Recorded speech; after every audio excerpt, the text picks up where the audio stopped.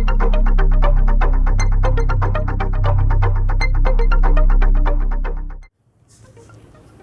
welcome back everyone. Today we are going to do our third part, change of state of matter. कि इस part में हम पढ़ने जाएंगे कि सॉलिड गैस में, गैस लिक्विड में एंड लिक्विड वापस सॉलिड में. इट मीन्स ये तीनों एक दूसरे में कैसे चेंज होते हैं और वो ऐसी क्या प्रॉपर्टीज़ हैं जिसकी वजह से ये चेंजेस होते हैं. तो सबसे पहले हम जल्दी से एक बार कवर अप कर लेते हैं कि हमने लास्ट यूनिट में क्या पढ़ा था.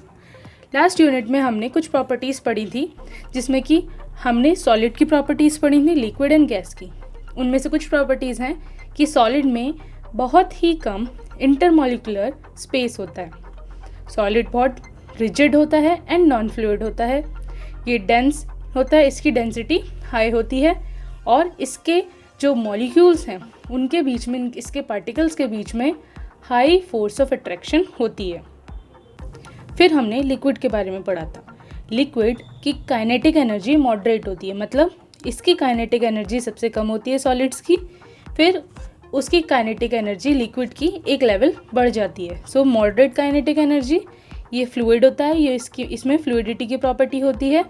लेस डेंसर, ये सॉलिड के मुकाबले कम डेंसर होता है, इसकी डेंसिटी कम होती है.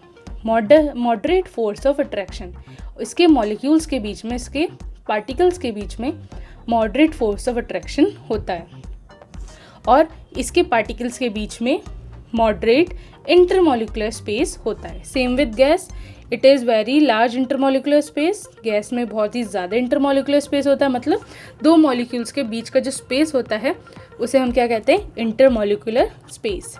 इसकी गैस के मॉलिक्यूल्स की काइनेटिक एनर्जी बहुत हाई होती है जिसकी वजह से वो जल्दी जल्दी मूव करते हैं और उनमें ब्राउनियन मोशन ज़्यादा तेज़ होता है. इसकी फ्लूइडिटी बहुत ज़्यादा होती है क्योंकि इसकी काइनेटिक एनर्जी ज़्यादा है, इसलिए ये तेज़ी से मूव करेगा और एक जगह से दूसरी जगह जल्दी पहुंचेगा, जिसकी वजह से इसकी फ्लूइडिटी बहुत ज़्यादा होती है. देन इसकी डेंसिटी कम होती है एंड इसके अंदर के पार्टिकल्स के बीच में लो इंटरमॉलिक्यूलर फोर्स होती है. सो ऐसे क्या वजह है जिनकी वजह से स्टेट्स चेंज करती हैं, मतलब ऐसे कुछ रीजंस हैं जिनकी वजह से, जिनके चेंज होने की वजह से स्टेट चेंज होता है. तो उनमें से पहला रीजन है change in intermolecular space and force of attraction. अगर किसी भी वजह से इंटरमॉलिक्यूलर स्पेस और फोर्स ऑफ अट्रैक्शन में कुछ बदलाव आ जाते हैं, ठीक, या तो फिर क्या होता है, स्टेट चेंज होती है. अगर किसी भी वजह से काइनेटिक एनर्जी घटती है या बढ़ती है, इंक्रीज़ होती है, डिक्रीज़ होती है, तो उसमें उसकी वजह से काइनेटिक एनर्जी चेंज होती है तो स्टेट चेंज होती है. देन ये चेंजेस क्यों होते हैं, प्रेशर या तो हम प्रेशर अप्लाई करें या उसमें से प्रेशर को कम करें, या फिर टेम्परेचर को बढ़ाने या घटाने से हमारा क्या होता है, स्टेट चेंजेस होती हैं. तो दो मेन पॉइंट है, change in temperature and change in pressure. तो इन दोनों के चेंज करने से काइनेटिक एनर्जी चेंज होती है and intermolecular force of attraction change होती है. फिर आते हैं हम कुछ ऐसी चीज़ें, तो जब हमारी स्टेट चेंज होती हैं तो तब एक कुछ सर्टेन पॉइंट्स होते हैं टेम्परेचर के, जिन टेम्परेचर पे उस सॉलिड का कुछ स्टेट होगा या उस सॉलिड के स्टेट में कुछ चेंज होगा. तो ऐसे ही पॉइंट्स को, ऐसे ही टेम्परेचर्स को हम पॉइंट्स बोलते हैं. तो वो पॉइंट, वो टेम्परेचर जहाँ पे एक सॉलिड हीट होने पे लिक्विड में चेंज करता है, उस पॉइंट को, उस टेम्परेचर को हम बोलते हैं मेल्टिंग पॉइंट. तो पॉइंट कुछ नहीं है, वो टेम्परेचर जहाँ पे स्टेट चेंज होती है, मतलब सॉलिड लिक्विड में चेंज करता है. सो जल्दी से टेम्परेचर की डेफिनेशन पढ़ लेते हैं.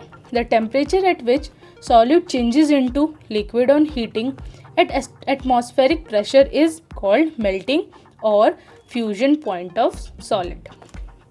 तो ऐसा टेम्परेचर, जिस टेम्परेचर पे सॉलिड लिक्विड पे चेंज होता है एट नॉर्मल एटमॉस्फेरिक प्रेशर, मतलब उस पे कोई ऊपर से प्रेशर अप्लाई नहीं किया गया. जो हमारा एटमॉस्फेयर का प्रेशर है, उसी प्रेशर पे जब सॉलिड लिक्विड में चेंज होता है तो ऐसे टेम्परेचर को हम बोलते हैं melting point. Then next is boiling point. So boiling point फिर वो टेम्परेचर जहाँ पे लिक्विड हीट होने पे एनर्जी को गेन करने पे वेपर में चेंज होता है, तो उस टेम्परेचर को हम बोलते हैं boiling point. The temperature at which a liquid start boiling at atmospheric pressure. और ये जितने भी पॉइंट्स होते हैं विदाउट अप्लाइंग प्रेशर, मतलब उसमें कोई एक्सटर्नल प्रेशर नहीं लगाया जाता है, ये सारे पॉइंट एटमॉस्फेरिक प्रेशर पे बनते हैं। तो वो टेम्परेचर जब नॉर्मल एटमॉस्फेरिक प्रेशर में लिक्विड वेपर्स में चेंज हो जाता है तो उसे हम बोलते हैं बॉइलिंग पॉइंट। इस कंडीशन में क्या होता है, हीट होने पे लिक्विड के पार्टिकल्स काइनेटिक एनर्जी गेन कर लेते हैं। सो जो लिक्विड के पार्टिकल्स हैं उनकी काइनेटिक एनर्जी हाई हो जाती है। तो अगर काइनेटिक एनर्जी हाई है तो उनका मूवमेंट भी हाई हो जाता है, और जिसकी वजह से उनके उसमें ज़्यादा ब्राउनियन मूवमेंट होता है। और जिनकी इनकी काइनेटिक एनर्जी तेज़ हो जाती है, बढ़ जाती है, तो वो मूवमेंट जल्दी जल्दी करने लगते हैं। और ये किसकी प्रॉपर्टी बन जाती है, वेपर की, क्योंकि वेपर्स में जो पार्टिकल्स होते हैं वो जल्दी जल्दी मूव करते हैं और क्योंकि उनकी काइनेटिक एनर्जी बहुत हाई होती है। So when each and every particle gain energy to change its state then boiling occur. तो बॉइलिंग सिर्फ तभी होती है जब कभी किसी वेसल में अगर आपकी हीटिंग हो रही है किसी वेसल में, और जब तक इसकी हर एक पार्टिकल, तो जो लिक्विड है, लिक्विड का जब तक हर एक पार्टिकल काइनेटिक एनर्जी गेन नहीं कर लेता तब तक बॉइलिंग नहीं होती है। जबकि आप आगे पढ़ोगे इवापोरेशन, तो इवापोरेशन में क्या होता है, सिर्फ ऊपर के पार्टिकल्स की काइनेटिक एनर्जी बढ़ती है और वो क्या करते हैं, वेपर बन के उड़ जाते हैं। जबकि बॉइलिंग में हमारे हर एक पार्टिकल की काइनेटिक एनर्जी चेंज होती है, चाहे वो नीचे हो या चाहे वो ऊपर हो, और इसकी वजह से क्या होता है, वो वेपर पार्टिकल बन के उड़ जाते हैं। Then come to sublimation. So sublimation है the conversion of solid directly into vapour state on heating and vapour back into solid on cooling is known sublimation.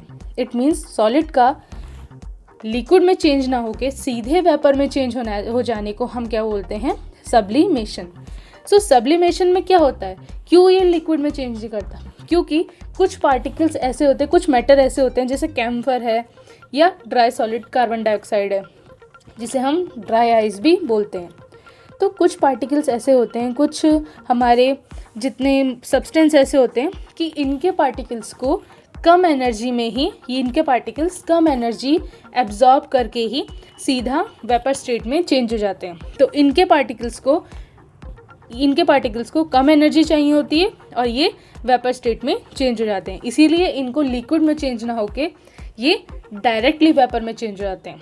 और अगर प्रेशर और टेम्परेचर रिवर्स कर दिया जाए, मतलब इन पे प्रेशर अप्लाई किया जाए और टेम्परेचर को डाउन कर दिया जाए, तो ये वापस जो है गैस से सॉलिड में चेंज हो जाते हैं, जो कि हमारा कार्बन डाइऑक्साइड के केस में होता है। तो कार्बन डाइऑक्साइड तब बनती है जब हम माइनस में टेम्परेचर लेके आ जाते हैं और उसको हाई प्रेशर में उस पर फोर्स अप्लाई करते हैं, तब वो क्या होता है, तब carbon dioxide directly solid carbon dioxide में चेंज हो जाती है। अब आते हैं फ्रीजिंग पे। तो फ्रीजिंग का मतलब जैसे मेल्टिंग में सॉलिड लिक्विड बन रहा था हीट होने पे, अब फ्रीजिंग में जस्ट उससे रिवर्स होता है। यहाँ पे हमारा जो लिक्विड होता है ये चेंज होता है सॉलिड में on Downing the temperature. It means temperature के डाउन करने पे, कूलिंग करने पे जब हमारा लिक्विड सॉलिड में चेंज होता है तो उसको हम कहते हैं फ्रीजिंग या फिर solidification. So when liquid change into solid state on lowering the temperature and taking away the heat. तो टेम्परेचर लो करने का मतलब है उसके अंदर की जितनी भी काइनेटिक एनर्जी थी, जितनी भी हीट थी, उसको हमने एब्जॉर्ब कर लिया और उसकी काइनेटिक एनर्जी कम हो गई, जिसकी वजह से अब वो सॉलिड पार्टिकल्स में चेंज होने लग गए। So next is condensation. अब कंडेंसेशन का मीनिंग है condensation occur when the temperature of gas drop below its boiling point. Due to this particle loses their kinetic energy, slow in their speed, move closer and start attracting each other, or we can say a process in which a liquid is formed from its vapor by cooling is called condensation. So अब हमने देखा कि यहाँ पे liquid solid में change हुआ है, तो कंडेंसेशन में हमारा जो वेपर होता है वो चेंज होता है लिक्विड में। जैसे कि अगर जो हमारा मिल्क का बाउल होता है, तो मिल्क के बाउल हॉट मिल्क है, मतलब गर्म दूध है, और उसके जो हमारा बाउल होता है उस बाउल के ऊपर आप ढक्कन रख दो, तो कुछ टाइम बाद जैसे वो मिल्क कूल डाउन हो जाएगा, ठंडा हो जाएगा, तो क्या होगा, आप उस जो प्लेट है या जो आपने ढक्कन रखा है उसको जब आप पलट के देखेंगे तो वहाँ पे आपको लिक्विड पार्टिकल्स दिखाई देंगे। तो वो लिक्विड पार्टिकल्स क्या हैं? वो लिक्विड पार्टिकल्स वो वेपर से चेंज हुए हैं। मतलब जब दूध गर्म था तो उसमें से वेपर निकल रहा था, सो वो वेपर कूल डाउन होके लिक्विड या फिर वाटर में चेंज हो गया, और इसी चीज़ को हम क्या बोलते हैं? Condensation. So condensation occur when temperature of gas drop below its boiling point. तो जब बॉइलिंग पॉइंट के नीचे हमारा टेम्परेचर चला जाता है तो उसकी वजह से क्या होता है, जो पार्टिकल्स हैं वेपर पार्टिकल अपनी काइनेटिक एनर्जी लूज़ कर देते हैं, उनकी स्पीड कम हो जाती है और वो पास आने लगते हैं। तो पास आने की वजह से वो दोनों पार्टिकल्स एक दूसरे को अट्रैक्ट करते हैं और लिक्विड फॉर्म बना लेते हैं। So process in which a liquid is form from its vapour by cooling is called condensation. Then come are atmospheric pressure. तो एटमॉस्फेरिक प्रेशर, अब यहाँ पे जितना भी हमने एटमॉस्फेरिक प्रेशर के बारे में पढ़ा है, तो हमारे स्टार्टिंग में एटमॉस्फेरिक प्रेशर होता क्या है? सो जो प्रेशर हर एक एयर का पार्टिकल हमारे पे लगाता है उस प्रेशर को कहते हैं atmospheric pressure. It is the pressure on every point on earth due to the presence of atmosphere और एयर। तो जो हमारा एटमॉस्फेयर में जो एयर है वो उसके जो पार्टिकल्स हैं वो हम पे या हर एक पॉइंट पे जो प्रेशर लगाते हैं, बिकॉज एयर हर जगह प्रेजेंट है, अर्थ पर एयर हर जगह प्रेजेंट है, तो हर जगह प्रेजेंट होने की वजह से जो एटमॉस्फेरिक प्रेशर होता है वो भी ऑलमोस्ट सेम होता है। तो जो हमारा ग्राउंड लेवल होता है उस पे हमारा एटमॉस्फेरिक प्रेशर जो होता है 1 atm के बराबर होता है, और ये इसका मीनिंग है 760 millimetre of Hg of mercury, या फिर हम अगर इसे पास्कल में काउंट करें तो 1.01 इन 10⁵ पास्कल। तो ये आप आगे पढ़ोगे, पास्कल वगैरह क्या है प्रेशर की यूनिट, ये आप आगे पढ़ोगे, बट अभी इतना हमारा 1 atm की वैल्यू कितनी होती है? 1.01 इंटू 10⁵ पास्कल। अब एटमॉस्फेरिक प्रेशर भी इंक्रीज़ और डिक्रीज़ होता है, और इसके इंक्रीज़ और डिक्रीज़ होने की वजह से इनकी भी कुछ वजह होती हैं। जैसे अगर ऑल्टीट्यूड को इंक्रीज़ कर दिया जाए, मतलब अब जब कुछ जो लोग हैं जो हिल स्टेशन पे जाते हैं या फिर जो एरोप्लेन में ट्रैवल करते हैं, तो ये बहुत ज़्यादा हाइट पे होते हैं। एरोप्लेन पे ट्रैवल करने पे क्या होता है, कभी कभी कानों में से खून आने लगता है। तो ये क्यों होता है? ये इसलिए होता है क्योंकि जब हम एरोप्लेन में ट्रैवल करते हैं तो ऊपर का जो टेम्परेचर होता है हमारा, ऊपर का जो हमारा एटमॉस्फेरिक प्रेशर, सॉरी टेम्परेचर नहीं, जो प्रेशर होता है वो अब कम हो चुका होता है, मतलब हमारा बाहर का प्रेशर कम हो जाता है। तो होता ये है कि जो हमारी ब्लड वीन्स होती है ना, तो ब्लड वीन्स का भी, अब आपको पता है ब्लड प्रेशर क्या है? ब्लड का वो प्रेशर जो ब्लड हमारे वीन्स पे लगाता है। तो जब बाहर का प्रेशर नॉर्मल होता है तब तो ये इक्वल प्रेशर अप्लाई करते हैं और हम नॉर्मल कंडीशन में रहते हैं। बट एट हाई ऑल्टीट्यूड क्या होता है, हमारी जो ब्लड वीन्स होती हैं, हमारी ब्लड वीन्स तो कांस्टेंट प्रेशर लगा रही हैं, बट जो एटमॉस्फेरिक प्रेशर है वो कम हो चुका है और हमारा जो ब्लड प्रेशर है वो उतना ही लग रहा है। तो जिसकी वजह से यहाँ का प्रेशर तेज़ हो जाता है और ब्लीडिंग होने लगती है। या फिर आपने नोज़ ब्लीडिंग देखा होगा, हिल स्टेशंस पे ज़्यादातर लोगों को नोज़ ब्लीडिंग होती है। उसकी वजह भी यही होती है क्योंकि हिल स्टेशन पे हाइट बहुत ज़्यादा होती है और वहाँ पे एयर कम हो जाती है। तो जितनी कम एयर उतना कम एटमॉस्फेरिक प्रेशर, और जिसकी वजह से हमारा जो ब्लड प्रेशर है वो इक्वल प्रेशर लगा के, इक्वल से ज़्यादा प्रेशर लगा के ब्लीडिंग हो जाने लगती है। This is why there happen a lot of time nose bleeding in humans on increase of height. So sea level पे हमारा 1 atm किसके बराबर है? 760 mm ऑफ मरकरी।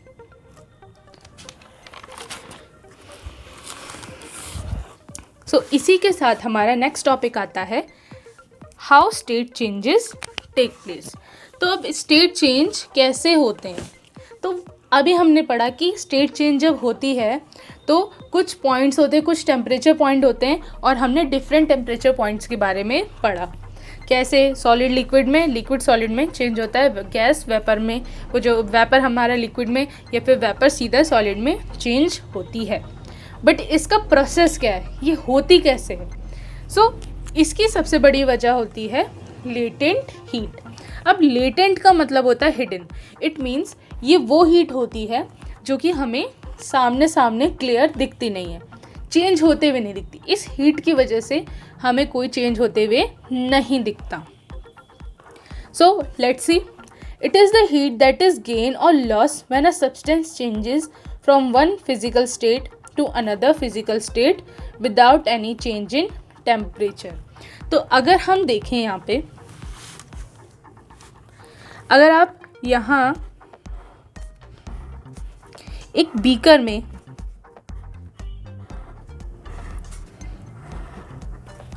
हमने बीकर में क्या किया, बहुत सारी आइस क्यूब्स ले ली। अब बहुत सारी आइस क्यूब्स तो ले ली हमने, और यहाँ पे हम उनको हीट करने लग गए। सो हीट करने की वजह से यहाँ पे क्या होता है, तो कुछ टाइम बाद ये आइस क्यूब्स जो हैं पिघल जाएंगी, और हमने यहाँ पे उनका टेम्परेचर काउंट करने लग गए। तो यहाँ पे हम उनका टेम्परेचर काउंट करते हैं। तो ये है हमारा थर्मोमीटर, ये हैं हमारी आइस क्यूब्स। सो थर्मोमीटर से हम आइस क्यूब्स का टेम्परेचर काउंट करने लग गए। तो हमने ये देखा कि जब तक यहाँ पे आइस क्यूब्स पिघल रही थी तब तक टेम्परेचर इंक्रीज हो रहा था। बट एक स्टेज ऐसी आई कि जब यहाँ पे टेम्परेचर, यहाँ पे हमारा टेम्परेचर 0 डिग्री सेल्सियस पे रुक गया। अब 0 डिग्री सेल्सियस पे यहाँ पे टेम्परेचर रुक गया, बट हीट तो हम लगातार दे रहे थे, हीट तो हमने रोकी नहीं। तो ये जो एक्सेसिव हीट है ये कहाँ जा रही थी? अब हमारा आइस जो है लिक्विड में चेंज हो गया, और टेम्परेचर यहाँ कुछ देर के लिए, कुछ मिनट के लिए, कुछ टाइम के लिए 0 डिग्री सेल्सियस पे रुक गया। बट कांस्टेंट हीट जा रही है एंड टेम्परेचर बढ़ नहीं रहा है। यहाँ पे कांस्टेंट हीट जा रही है बट साथ साथ में टेम्परेचर बढ़ रहा है। तो -5, -4, -2, -1 और फिर 0, और 0 पे आके वो टेम्परेचर रुक जाता है, और कुछ टाइम तक वो 0 डिग्री सेल्सियस से 1 डिग्री सेल्सियस नहीं होता। सो हम जानते हैं 0 डिग्री सेल्सियस पे स्टेट चेंज होती है, सॉलिड से लिक्विड स्टेट बनती है, सॉलिड से हमारी लिक्विड स्टेट बनती है। सो ये जो एक्सेसिव हीट होती है ना बच्चों, ये एक्सेसिव हीट हमारी लेटेंट हीट की तरह यूज़ होती है। इस एक्सेसिव हीट का काम है जो हमारे सॉलिड के मॉलिक्यूल्स हैं उनकी बीच की बॉन्डिंग को तोड़ना। तो जब ये लेटेंट हीट क्या काम करती है, ये हमारा सॉलिड है, तो हमारे सॉलिड के बीच की जो बॉन्डिंग होती है उसको तोड़ने का काम करती है। तो ये जो एक्सेसिव हीट जा रही है वो अभी इसके बॉन्ड्स को लूज़ कर रही है। तो जैसे ये बॉन्ड्स को लूज़ करती है तो ये किस में चेंज हो जाती है, तब ये बॉन्ड्स दूर दूर हो जाते हैं, और अब ये क्या बन गया, लिक्विड मॉलिक्यूल्स बन जाते हैं। तो अगर बॉन्ड्स टाइट होते हैं, अगर हमारे दो सॉलिड पार्टिकल्स के बॉन्ड्स टाइट होते हैं तो वो क्या कहलाते हैं, सॉलिड। जब अगर उसके बॉन्ड्स ढीले हो जाते हैं तो वो क्या कहलाते हैं, लिक्विड। और जब उनके बीच की बॉन्डिंग बहुत कम होती है, नेग्लिजिबल होती है, तब वो गैस मॉलिक्यूल्स बन जाते हैं। सो जब भी हमारा स्टेट चेंज होती है तो टेम्परेचर इसलिए रुक जाता है बिकॉज ये जो लेटेंट हीट है वो स्टेट को चेंज कर रही होती है। इट मीन्स वो बॉन्ड को लूज कर रही होती है। So, it is the heat that is gained or lost when a substance changes from one physical state to another physical state without any change in temperature. सो ये heat या तो gain होती है या लॉस होती है सब्सटेंस से physical state change के टाइम पे, और इस हीट में टेम्परेचर इंक्रीज नहीं होता है। सो ठीक है, तो किसी भी सॉलिड स्टेट को 1 unit mass of solid state को, देखो इसमें नोट करने वाली चीज़ है 1 unit mass of solid state को हमारा लिक्विड स्टेट में चेंज करने को ही हम क्या कहते हैं, लेटेंट हीट ऑफ फ्यूजन। तो वो हीट जो सॉलिड स्टेट को लिक्विड स्टेट में चेंज करती है उसे हम कहते हैं latent heat of fusion at 1 atmospheric pressure. Same latent heat of vaporisation क्या है, वो हीट जब हमें 1 unit mass of liquid substance को वेपर में चेंज करना हो एट 1 एटमॉस्फेरिक प्रेशर। ठीक है, तो इसको हम कहते हैं लेटेंट हीट ऑफ वेपोराइजेशन। आप लोग ये नोट डाउन कर सकते हो, वीडियो कहीं पर भी पॉज करके आप इसका स्क्रीनशॉट ले लो और बाद में आराम से लिख लेना। ठीक है, सो ये मैंने बहुत ही इजी बनाने की कोशिश की है जिससे कि आप लोग इंगेज हो इसमें और आपको ज़्यादा से ज़्यादा क्लियर हो। ठीक है, तो अगर किसी को भी कहीं पे भी कोई प्रॉब्लम होती है तो आप लोग बस नीचे कमेंट कर दो, तो मैं आगे के वीडियोस में उस चीज़ का ध्यान रखूँगी। ओके, सो अब लास्ट टॉपिक पढ़ लेते हैं अभी का, चेंज इन प्रेशर। ठीक, सो लिक्विफिकेशन ऑफ गैस क्या है, तो सबसे पहले अभी हमने पढ़ा है यहाँ पे चेंज इन टेम्परेचर, कैसे टेम्परेचर को इंक्रीज़ करके या डिक्रीज़ करके स्टेट में चेंजेस आ सकते हैं। अब हम यहाँ पे देखेंगे कैसे प्रेशर में चेंज करके, प्रेशर को इंक्रीज़ या डिक्रीज़ करके हम कैसे एक सब्सटेंस को दूसरे सब्सटेंस में, एक स्टेट को दूसरे स्टेट में चेंज कर सकते हैं। सो लिक्विफिकेशन ऑफ गैस, इसमें हम सिर्फ लिक्विफिकेशन ऑफ गैस के बारे में पढ़ेंगे।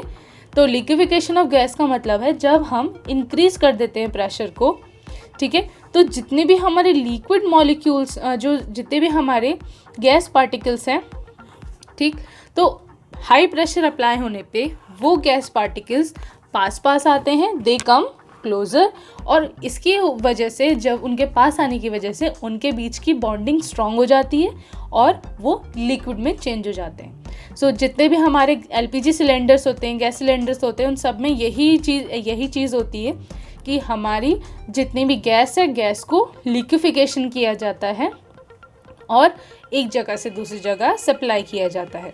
बिकॉज बहुत सारी 14 kg ऑफ गैस को हम एक छोटे से सिलेंडर में स्टोर नहीं कर सकते, उसे स्टोर करने का सिर्फ एक ही तरीका है, वो है अप्लाइंग प्रेशर। तो वो जो गैस होती है वो हाई प्रेशर पे होती है, तो हाई प्रेशर पे जो हमारे सिलेंडर के अंदर जो गैस भरी होती है वो क्या हो जाती है, हाई प्रेशर पे होती है, जिसकी वजह से वो लिक्विड फॉर्म में होती है। सो gas can be liquefy easily by applying pressure and reducing temperature. So come temperature में और हाई प्रेशर में हमारी जो गैस होती है लिक्विड स्टेट में चेंज हो जाती है। So when pressure is applied, particle come closer and force of attraction increase. जब फोर्स ऑफ अट्रैक्शन इंक्रीज होगी तो इंटरमॉलिक्यूलर डिस्टेंस कम होगा and gas will liquefy by decreasing pressure and raising temperature. अब यहाँ पे जो इंक्रीजिंग प्रेशर का था एंड अब हम पढ़ेंगे डिक्रीजिंग प्रेशर का। सो डिक्रीजिंग प्रेशर का आप अभी बस एक ही एग्जाम्पल पढ़ोगे, वो है सॉलिड कार्बन डाइऑक्साइड बनने का, मतलब ड्राई आइस फॉर्म होने का। तो क्या होता है, कार्बन डाइऑक्साइड को हम चेंज करते हैं। So when pressure around solid carbon dioxide is reduced, तो जो सॉलिड कार्बन डाइऑक्साइड होती है वो बहुत ज़्यादा ठंडी होती है, तो उसके अराउंड जब हम प्रेशर को कम कर देते हैं और वो हाई प्रेशर में रहती है, उसे आप नॉर्मल एटमॉस्फेरिक प्रेशर में नहीं रख सकते। वो क्या होता है, एकदम से कार्बन डाइऑक्साइड में चेंज हो जाती है। सो व्हेन प्रेशर, तो कार्बन डाइऑक्साइड के अराउंड अगर आप उसको नॉर्मल बाहर निकाल के रख दो तो क्या होगा, आसपास का जितना भी प्रेशर है वो कम हो जाएगा, क्योंकि वो हाई प्रेशर में थी और हमने उसे निकाल के बाहर रख दिया, तो बाहर का प्रेशर कम है। तो जब हम उसके अराउंड का प्रेशर कम कर देते हैं और टेम्परेचर बढ़ा देते हैं, क्योंकि नॉर्मल हमारा रूम टेम्परेचर 25 डिग्री सेल्सियस होता है, तो जब हमने उसका टेम्परेचर बढ़ा दिया और प्रेशर को रिड्यूस कर दिया, तो वो जो सॉलिड कार्बन डाइऑक्साइड है वो एकदम से कार्बन डाइऑक्साइड गैस में चेंज हो जाती है। सो आई होप आप लोगों को ये चीज़ क्लियर हो गई होगी, क्या होती है latent heat of fusion, latent heat, liquefaction of gas, boiling, melting point, atmospheric pressure, और how and why state changes.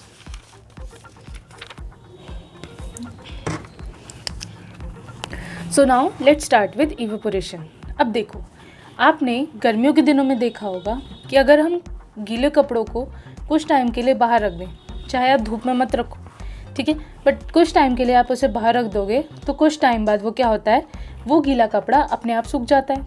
ठीक, ऐसे ही अगर आप पानी, जैसे अगर फर्श पे पानी गिरा रखा है, ठीक, तो कुछ टाइम बाद वो पानी भी अपने आप गायब हो जाता है. तो इसको क्या कहते हैं, इसको ही इवेपोरेशन बोलते हैं. तो इवेपोरेशन का मतलब है बिना कुछ एक्सेसिव हीट अप्लाई किए बिना अगर हमारा लिक्विड वेपर में चेंज हो रहा है, तो इसी चीज़ को, इसी प्रोसेस को हम क्या कहते हैं, इसी फिनोमिना को कहते हैं इवेपोरेशन. सो इवेपोरेशन क्या है, this phenomena of change of liquid into vapour at any temperature below its boiling point. मतलब बिना उसे बॉयल किए, बिना उसके बॉइलिंग पॉइंट के, उसके बॉइलिंग पॉइंट टेम्परेचर के नीचे, मतलब बिना उसे एक्सेसिव हीट दिए, बिना बॉयल किए अगर कोई लिक्विड डायरेक्टली वेपर में चेंज हो रहा है, तो इस प्रोसेस को हम इवेपोरेशन कहते हैं. और इवेपोरेशन सरफेस प्रोसेस है. इट मीन्स ये सिर्फ सरफेस पे होता है. सो हमने क्या किया, एक हमारा जो बोल है, एक बोल में हमने पानी लिया और दूसरे बोल में भी सेम अमाउंट ऑफ वाटर को लिया है. एक बोल को तो हम हीट करेंगे with the help of a burner and दूसरे बोल को हम कुछ टाइम के लिए बाहर खुली जगह में छोड़ देंगे. तो हम थोड़ी देर बाद नोटिस करते हैं, तो बॉयल होने पे हम क्या करें, बॉइलिंग हो रही है, तो बॉयल होने पे इसमें से वेपर निकल रहे हैं, ठीक है, और कुछ टाइम बाद ये पानी गायब हो जाता है. सो ये तो हमारी थी बॉइलिंग. तो इस केस में हमने क्या किया, हमने एक्सेसिव हीट दी, जिसकी वजह से इसका हर एक पार्टिकल, इसके अंदर का हर एक पार्टिकल जो है काइनेटिक एनर्जी गेन करता है और अपनी स्टेट चेंज करके वेपर बन के चला जाता है. बट सेकंड केस में हमने क्या किया है, सेकंड केस में भी हमने सेम अमाउंट ऑफ वाटर लिया था, बट यहाँ पे हम एक्सेसिव हीट अप्लाई नहीं कर रहे हैं. तो जितनी भी हीट एनवायरनमेंट में थी, जो हमारे एनवायरनमेंट की हीट थी, ये वाटर उस हीट को एब्जॉर्ब करता है और जितने भी इसके सरफेस मॉलिक्यूल्स थे, सिर्फ वो अपनी स्टेट चेंज करते हैं. तो सरफेस के मॉलिक्यूल स्टेट चेंज करते हैं, वेपर बन के उड़ जाते हैं. फिर उसके नीचे की लेयर के मॉलिक्यूल सब खुली सरफेस के कांटेक्ट में आ गए. तो जो मॉलिक्यूल्स, जो लेयर खुली सरफेस के कांटेक्ट में आती है, वो अपनी स्टेट चेंज करती है, एनर्जी गेन करती है, स्टेट चेंज करती है और उड़ जाती है, वेपर बन के उड़ जाती है. सो बॉइलिंग और इवेपोरेशन दोनों डिफरेंट थिंग है. बॉइलिंग होता है conversion of liquid to vapour only when heat is given. ये तभी होता है जब हीट दी जाती है. बट इवेपोरेशन क्या होता है, विदाउट गिविंग हीट, जब स्लोली सराउंडिंग से हीट एब्जॉर्ब करके जो वाटर होता है वो वेपर में चेंज होता है, तो उसको हम बोलते हैं evaporation. It only affect by the atmospheric pressure. Boiling सिर्फ प्रेशर से चेंज होती है. इट मीन्स अगर एटमॉस्फेरिक प्रेशर ज़्यादा होगा तो बॉइलिंग की स्पीड कम होगी, अगर एटमॉस्फेरिक प्रेशर कम होगा तो बॉइलिंग जल्दी हो जाएगी. और affected by surface area, temperature, humidity. जो हमारे, जबकि हमारी जो इवेपोरेशन होती है वो डिफरेंट चीज़ों से इफ़ेक्ट करती है. और ये इफ़ेक्ट है सरफेस एरिया की वजह से चेंज हो सकती है, टेम्परेचर की वजह से चेंज हो सकती है और ह्यूमिडिटी की वजह से चेंज हो सकती है. तो हम क्या करते हैं, आगे इनके बारे में पढ़ेंगे. बॉइलिंग के केस में जो हमारा काइनेटिक एनर्जी है, हर एक पार्टिकल का काइनेटिक एनर्जी चेंज होता है एंड हर एक पार्टिकल का काइनेटिक एनर्जी चेंज होने की वजह से जल्दी बॉइलिंग होती है और सारे पार्टिकल्स एक बार में ही अपनी स्टेट चेंज करते हैं. जबकि जो हमारी इवेपोरेशन है उसमें लेयर बाय लेयर इवेपोरेशन होती है. इट मीन्स पहली लेयर के स्टेट चेंज करेंगे, फिर उसके नीचे की लेयर के स्टेट चेंज करेंगे, फिर उसके नीचे की लेयर के स्टेट चेंज करेंगे, फिर ऐसे करके पूरा वाटर बहुत टाइम लेकर इवेपोरेट होता है. तो only water particle at upper surface of water take part in evaporation and gain kinetic energy.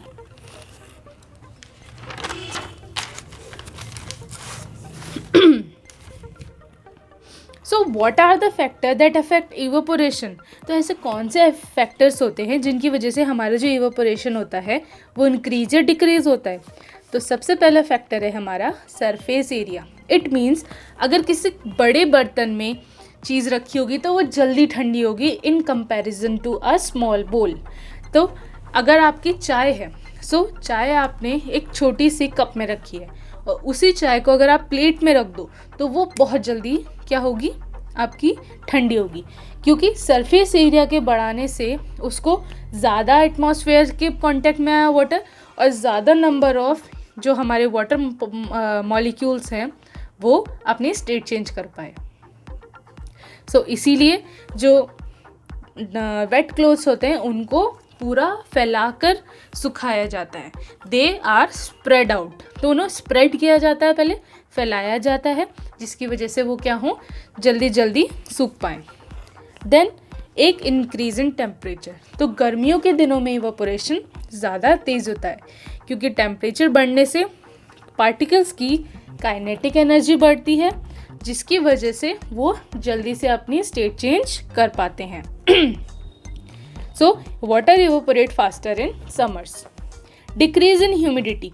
अब ह्यूमिडिटी के बढ़ने से वो क्या होता है, ह्यूमिडिटी के बढ़ने से जो हमारा इवेपोरेशन होता है वो कम हो जाता है. ऐसा क्यों? ह्यूमिडिटी क्या होती है, पहले तो आप ये समझो. ह्यूमिडिटी होती है जो हमारे एयर है, एयर में कुछ हमारे वेपर मॉलिक्यूल्स हर जगह प्रेजेंट होते हैं, बट जिन जगहों पे ये वाटर मॉलिक्यूल्स, जो ये वेपर मॉलिक्यूल्स हैं, ये एक्सेसिव अमाउंट में प्रेजेंट होते हैं, तो उस कंडीशन को हम बोलते हैं ह्यूमिडिटी. इस कंडीशन को हम ह्यूमिडिटी बोलते हैं. अगर ऑलरेडी हमारे सराउंडिंग्स में वाटर मॉलिक्यूल्स हाई क्वांटिटी में प्रेजेंट हैं, तो ये बताओ यहाँ के जो आपके क्लोथ के वाटर मॉलिक्यूल हैं वो कैसे वाटर से वेपर में चेंज होंगे. वहाँ तो बाहर तो ऑलरेडी बहुत भीड़ है. इसकी वजह से क्या होता है कि बाहर सराउंडिंग्स में वाटर मॉलिक्यूल की भीड़ होने की वजह से जो नए वाटर मॉलिक्यूल्स हैं वो वेपर में चेंज नहीं हो पाते, जिसकी वजह से हमारा जो इवेपोरेशन है वो डिक्रीज हो जाता है. Air can held only definite amount of vapour. When amount of vapour in air is already high, the rate of evaporation decreases.